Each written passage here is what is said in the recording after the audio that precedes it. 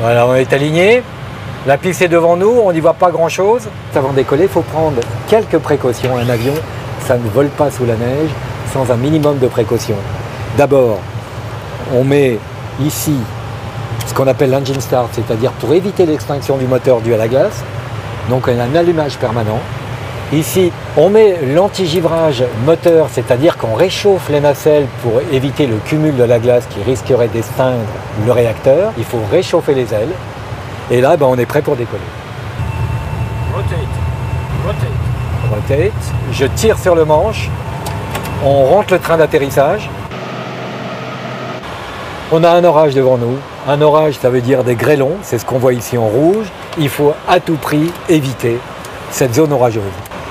Ça, c'est la réaction normale de tous les pilotes. Il peut arriver que nous ayons de la turbulence. Souvent, les gens appellent ça des trous d'air. Ça n'est pas très confortable, mais absolument pas dangereux. Voilà, on est dans la turbulence, mais elle ne va pas durer longtemps parce qu'on va sortir de la couche nuageuse ici. Je débraye le péage, je le prends à la main.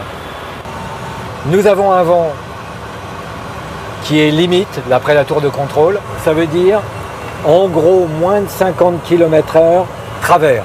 Bon, tout le monde est prêt? 400. Voilà, on approche en crabe toujours, il pleut toujours. Et on va 200.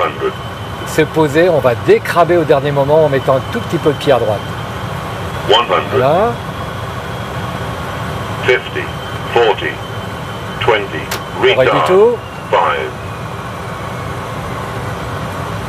5. On prend les reverse. Ah, il y a du vent. Hein. Bon, on est resté sur la piste à peu près. Comme ça.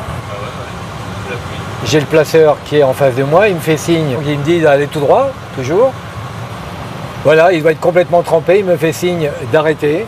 Je mets le frein de parc et je coupe les moteurs.